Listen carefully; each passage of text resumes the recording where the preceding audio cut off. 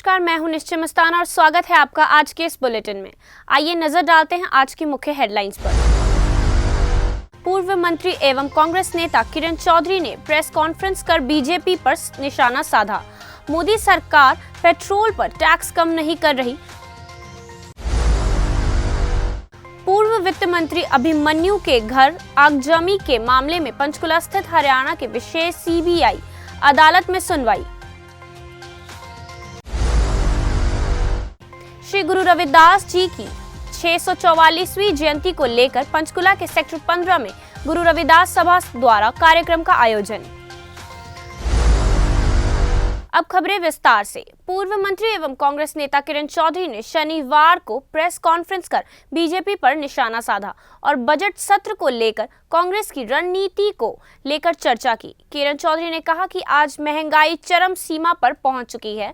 उन्होंने कहा कि मोदी सरकार ने अच्छे दिन के वादे किए थे, लेकिन आज पेट्रोल का दाम 100 रुपए के करीब पहुंच गया है। किरण चौधरी ने बीजेपी को आड़े हाथों लेते हुए कहा कि मोदी सरकार पेट्रोल पर टैक्स कम नहीं कर रही है और देश की जनता के जेब से पैसे निकालने में लगी है। उन्होंने कहा कि क्रूड ऑयल प्रति बैरल 60 रुपए के करीब है, लेकिन पेट्रोल डीजल के दाम कम नहीं हो रहे हैं। अच्छे दिन का वायदा जो है मोदी जी ने करा था, तो ये अच्छे दिन जो हैं मेरे ख्याल में सारे हिंदुस्तान के लोगों के लिए आए गए हैं कि 100 रुपए का पेट्रोल हो गया है, डीजल 90 रुपए जो है वो भी पार होने जा रहा है। तो ये हालात जो आज हो गए हैं, सब्जियां इतनी महंगी हो गई हैं, तिलहन हर चीज़ जो है इतनी महंगी हो गई है, ये आम आदमी की जेब के ऊपर इतना ज़बरदस्त डाका है। और वो केवल और केवल इसलिए कि सरकार जो है अपने टैक्सेस कम करने के उसमें वो नहीं है और जो सारा पैसा है आम जनता की जेब से निकालना चाहती है। वहीं किसानों का मुद्दा पर भी सरकार को घेरते हुए किरण चौधरी ने कहा कि ये सरकार किसानों को नजरअंदाज कर रही है और इनके मंत्री किसानों की मौत पर हंसी मजाक करते नजर आ रहे हैं। उन्होंने कहा कि कुल मिलाकर मोदी सरकार हर मोर्चे पर विफल रही है। किसान भाई हैं वो बेचारे पूरी तरह से 3 महीने से ऊपर हो गया है, सड़कों के ऊपर बैठे हैं, अपनी जायज़ डिमांड जो है उसके लिए प्रदर्शन हो रहा है, लेकिन जो है सरकार के जो है किसी तरह का कोई प्रॉब्लम इनको समझ ही नहीं आ रही। बल्कि यहाँ मुझे तो तकलीफ होती है ये देखकर कि ये आपस के अंदर अब जत्थे बनाए जा रहे हैं कि जाके इनको समझाओ। और एक वायरल वीडियो मैंने देखा था जिसके अंदर जो है इनका एक मीटिंग हो रही है, सारे मंत्री और इनके जो आला लाइन के पंक्ति के जो मंत्री और जो इनके अध्यक्ष और वो सब हैं बैठे हुए हैं, और वहाँ पे वो पूछा जा रहा है कि हमारे को ये बताओ कि, और वो आदमी बोल रहा है माइक के ऊपर कि ये मंत्र दो हमारे को कि किस तरह से किसानों को बहकाया जाए।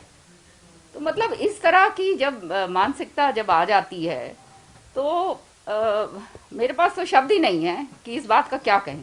सेक्टर 17 प्लाजा में अनोखी शादी देखने को मिली और इस शादी में बारातियों को मिलनी के दौरान और कुछ नहीं बल्कि पेट्रोल की कैनियां और वाउचर दिए गए। जी हां, बढ़ती महंगाई को लेकर नॉनसेंस क्लब के द्वारा एक अनोखा विवाह आयोजित किया गया था, जिसमें बढ़ती महंगाई पर तंज कसा गया है कि जिस तरह से महंगाई बढ़ती जा रही है, आम आदमी का जीना दुर्लभ होता जा रहा है। और क्लब के सदस्यों द्वारा बढ़ती महंगाई को लेकर विवाह में बोलियां भी पाई गई। नॉनसेंस क्लब की सदस्य सविता भट्टी ने कहा कि हम विवाह में आए हैं और विवाह में सोने चांदी जेवरात नहीं बल्कि मिलने के दौरान पेट्रोल दिया जा रहा है, क्योंकि आजकल पेट्रोल बहुत महंगा हो गया है, जिसके कारण आम आदमी पेट्रोल नहीं भरा पा रहा है। इस बढ़ती महंगाई में न सिर्फ पेट्रोल बल्कि सिलेंडर ने भी आफत मचाई है, इसलिए बाराती गले में सिलेंडर टांग भी घूम रहे हैं कि अगर सिलेंडर भी मिल जाए तो मज़ा आ जाए। प्रोटेस्ट ये जो पेट्रोल की प्राइसेस बढ़े हैं उसके विरुद्ध है और नॉनसेंस क्लब शुरू से महंगाई, करप्शन, इन चीज़ों से जुड़ा रहा है। आपको याद होगा पिछले सालों में जब पेट्रोल के दाम बढ़े थे तो जसपाल जी घोड़े पे दफ्तर गए थे। फिर एक बारी हमने जो तंदूर 22 सेक्टर में बैठ के तंदूर पे रोटियां बनाई थी कि अब गैस हमारी पहुंच से बाहर है। और आज हमारी कोशिश है कि हम जो जसपाल जी का दिखाया हुआ रास्ता है उनके नक्शे कदम पे चलें। और हमने एक इसको मजाकिया तरीके में कि आगे अब शादियां होंगी तो उसमें शायद ये दिन भी आएगा कि पेट्रोल की मिलनी हो जाएगी। कि आप कंबल या लोई की जगह आप पेट्रोल के कैन्स एक दूसरे को एक्सचेंज कर रहे होंगे। और हमने आज यहाँ पे जो लड़के के मदर और बुआ हैं उनको जो मोबिल ऑयल के पाउचेस हैं उनका हार पहनाया है, और हमें लगता है कि ये कहीं सोने और हीरे जवाहरात से ज़्यादा महंगा हार उनको पहनाया है। और जो लड़के के फादर हैं, उनके अंकल हैं, उनको सोने की अंगूठी की बजाय हमने उनको गैस का एक सिलेंडर दिया है। तो हमारी ये कोशिश है कि एक बहुत महंगी शादी हम यहाँ ऑर्गेनाइज़ करें, और स्पेशली ये उन लोगों के लिए है कि जो एक शो ऑफ में बिलीव करते हैं कि हम इससे और महंगी कैसे कर सकते हैं। तो ये शादी शायद उन लोगों के लिए है। श्री गुरु रविदास जी की 644वीं जयंती को लेकर पंचकुला के सेक्टर 15 में गुरु रविदास सभा द्वारा कार्यक्रम का आयोजन। कार्यक्रम में हरियाणा विधानसभा के अध्यक्ष ज्ञानचंद गुप्ता ने मुख्य अतिथि के तौर पर पहुंचकर गुरु रविदास जी के मंदिर पर माथा टेका। अध्यक्ष हरियाणा विधानसभा ने देश व प्रदेश की जनता को श्री गुरु रविदास जी की 644वीं जयंती पर शुभकामनाएं दी। इससे पहले हरियाणा के सहकारिता मंत्री बनवारी लाल भी इस कार्यक्रम में पहुंचे। मैं समझता हूं कि आज महान संत गुरु रविदास जी का 644वां जन्म दिवस है। इस अवसर पर मैं सभी प्रदेशवासियों को, देशवासियों को बहुत बहुत बधाई देता हूं, और मैं सभी से अपील करता हूं कि हमारे महान संत गुरु रविदास जी का जो दिखाया हुआ मार्ग, मानवता का संदेश, जाति पाति से ऊपर उठ कर के मानव की सेवा करना और मनुष्य के लिए सोचना, मैं समझता हूँ कि आज के युग के अंदर उतना ही सार्थक है जितना उन्होंने 644 साल पहले दिया था। मैं एक बार फिर सभी प्रदेशवासियों को संत गुरु रविदास जी के जन्म दिवस की जयंती की हार्दिक शुभकामनाएं देती हूं। पारस अस्पताल पंचकुला के दिल के रोगों के माहिर डॉक्टरों की टीम ने हार्ट वॉल्व की समस्या तथा बिना सर्जरी इलाज विषय पर मीडिया के साथ बातचीत की। इस संबंधी कार्डियक साइंस के chairman doctor HK Bali, CTVS के director Rana Sandeep Singh, associate director doctor Anurag Sharma, senior consultant doctor Gagandeep Singh, doctor Kapil Chaitri तथा प्रियंका गुप्ता ने संबोधन किया। डॉक्टर HK बाली ने कहा कि दिल के वॉल्व की समस्या या बीमारी के समय वॉल्व बदला जाता है। उन्होंने बताया कि वॉल्व बदलना एक आम डॉक्टरी प्रक्रिया है जिसमें एरोकेटिक वॉल्व बदला जाता है। डॉक्टर बाली ने बताया कि कई बार बुढ़ापे में ये वॉल्व सिकुड़ जाता है या मोटा हो जाता है। उन्होंने बताया कि पहले दिल का ऑपरेशन करके वॉल्व बदला जाता है, जिस कारण बुजुर्ग मरीज यहां ऑपरेशन नहीं करवा सकते थे। डॉक्टर बाली ने कहा कि एरोटिक वॉल्व में समस्या के कारण मरीज के शरीर में कम रक्त पहुंचता है, जिसके सांस लेने, थकावट, छाती में दर्द तथा टांगों की सोजिश जैसे कई लक्षण दिखाई देते हैं। उन्होंने बताया कि अब सर्जरी की जरूरत नहीं है क्योंकि ट्रांसकैथेटर एरोटिक वॉल्व इम्प्लांटेशन या TAVR आ गई है।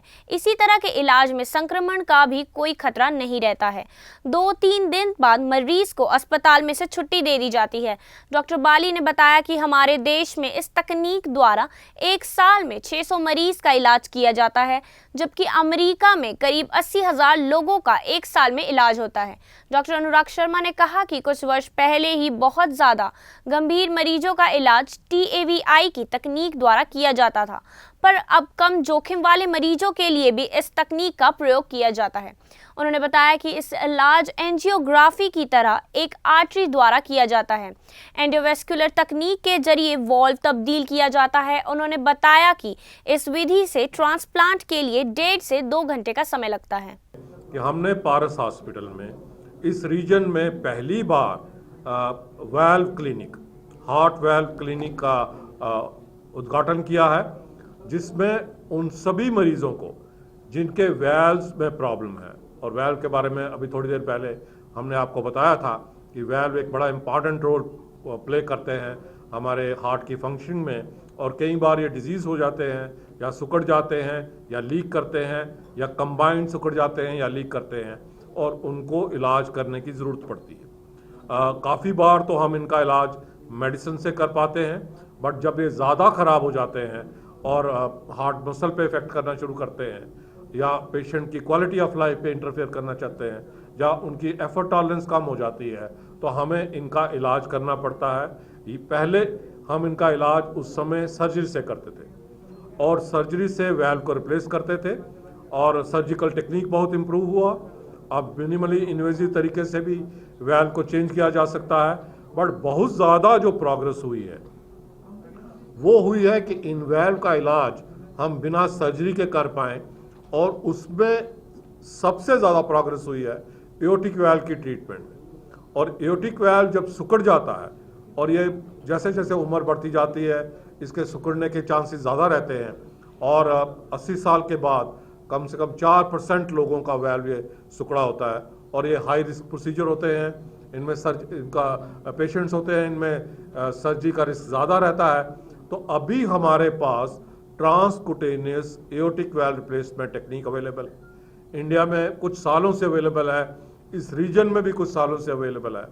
चंडीगढ़ में अलग अलग सभाओं द्वारा किसान के आह्वान पर नौजवान किसान दिवस का ऐलान किया गया था।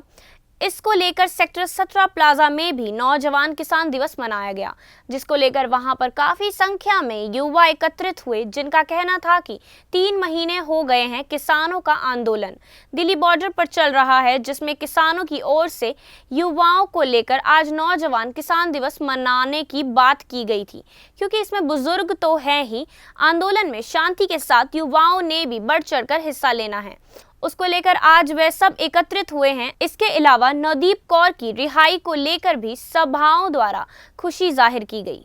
देखो जी, नौजवान ਜਦੋਂ ਦਾ 3 ਮਹੀਨੇ ਪਹਿਲਾਂ ਗਏ ਹੋਏ ਆ, ਉਦੋਂ ਦਾ ਨੌਜਵਾਨਾਂ ਵਾਸਤੇ ਕੋਈ ਦਿਵਸ ਨਹੀਂ ਮਨਾਇਆ ਗਿਆ। ਇਹ ਕਰਕੇ ਉੱਥੇ ਜਿਹੜੇ ਬਜ਼ੁਰਗ ਬੈਠੇ ਆ, ਜਿਹੜੇ ਅੱਗੇ ਲੱਗੇ ਹੋਏ ਆ ਬਜ਼ੁਰਗ, ਉਹਨਾਂ ਨੇ ਸੋਚਿਆ ਵੀ ਨੌਜਵਾਨਾਂ ਨੂੰ ਸੱਦਣ ਵਾਸਤੇ ਜਿੱਦਾਂ ਨੌਜਵਾਨਾਂ ਦਾ ਪਹਿਲਾਂ ਸਜਾ ਸੀ ਇਦਾਂ ਚੱਲਦਾ ਰਵੇ।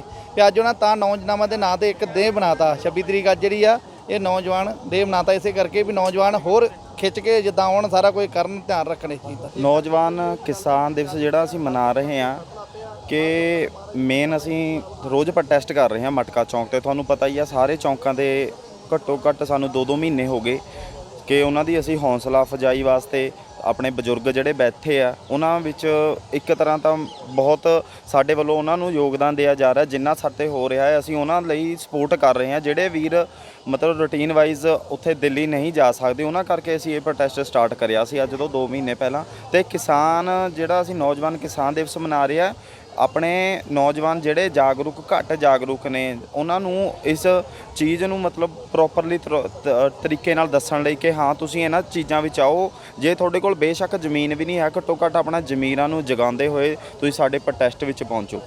ਮੇਨ ਐਸੇ ਕਰਕੇ ਅਸੀਂ ज़्यादा ਤੋਂ ज़्यादा ਅਸੀਂ ਆਪਣਾ ਇਕੱਠ ਦਿਖਾ ਰਹੇ ਹਾਂ ਜੀ ਇੱਥੇ। क्राइम ब्रांच सेक्टर 26 पंचकुला के इंचार्ज अमन कुमार व उनकी टीम ने मोटरसाइकिल चोरी के मामले में 2 आरोपियों को गिरफ्तार किया। आरोपियों की पहचान अवतार सिंह उर्फ तारू उम्र 25 साल वासी गांव नग्गल जिला पंचकुला तथा लखन पाल उर्फ लक्की पुत्र सुखविंद्र कुमार वासी जलौली जिला पंचकुला के रूप में हुई। आरोपी अवतार सिंह उर्फ तारू को क्राइम ब्रांच सेक्टर 26 पंचकुला की टीम गुप्त सूचना पर रामगढ़ से गिरफ्तार किया। आरोपी से पूछताछ की जा रही है ताकि आरोपी से अन्य चोरी की वारदातों का खुलासा हो सके। पुलिस ने बताया कि आरोपी बाइक चोरी कर अपने पहचान वालों के यहां गिरवी रख कर पैसे ले लेते थे। पुलिस ने बताया कि 2 महीनों से करीब 11-12 वारदातों को अंजाम दे चुके हैं। ऐसा है सर, ये काफ़ी दिनों से मोटरसाइकिल चोरी की वारदात करता है जी। इसने अब तक करीब 2-3 महीने में 10-12 वारदात की हुई है। अच्छा, और इसको मोटरसाइकिल वारदात में गिरफ्तार किया है।